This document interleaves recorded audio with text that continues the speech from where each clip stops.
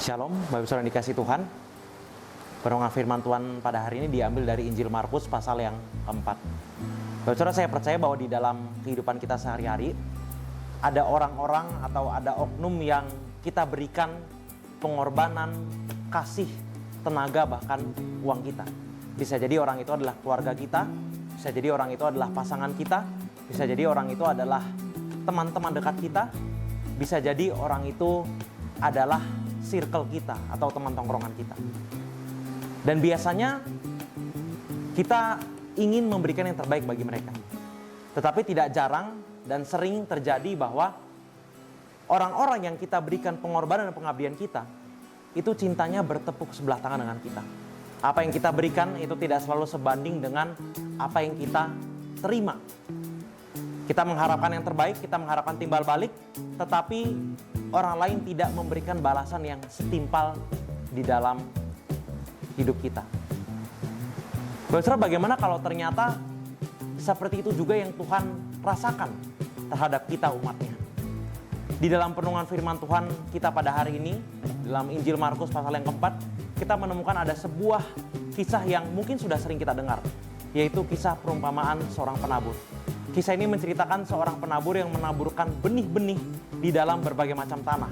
Ada tanah yang berbatu, ada tanah yang di pinggir jalan, ada tanah yang di semak duri, dan ada juga tanah yang subur atau tanah yang baik.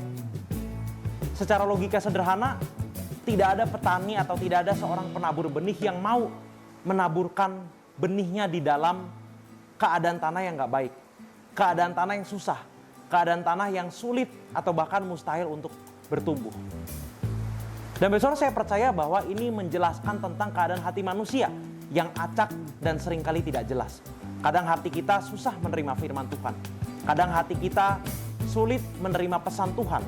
Kadang hati kita juga sering ketika kita menerima firman Tuhan, kita hanya menerimanya secara sebentar saja. Lalu kita tinggalkan dan kita mulai mengikuti apa yang menjadi perkataan dunia. Tetapi hal yang sangat menarik di dalam perenungan firman Tuhan kita adalah bahwa sang penabur konsisten menaburkan benihnya walaupun tanahnya tidak baik. Komitmen menabur kebenaran tidak bergantung pada keadaan tanah yang baik atau tanah yang buruk, tetapi pada komitmen cinta kasih Tuhan yang mau setia menaburkan firman-Nya bahkan di saat hati kita menolak firman Tuhan. Bahkan di saat hati kita belum sepenuhnya siap. Bahkan di saat hati kita sedang mengalami kondisi yang acak, kondisi yang random, kondisi yang kacau.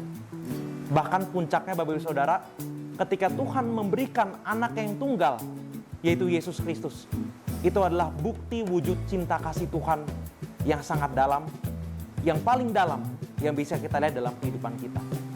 Allah memberikan anak yang tunggal Yesus Kristus bukan karena kesetiaan kita, bukan karena kita sudah taat mendengarkan firman Tuhan, bukan di saat kita sudah siap untuk mengikuti kehendak Tuhan, tetapi justru ketika hati kita sedang tidak siap, ketika hati kita sedang menolak Tuhan, ketika kita sudah melihat contoh kasih Tuhan yang Dia nyatakan kepada kita, maka masihkah kita mengeraskan hati kita terhadap firman Tuhan?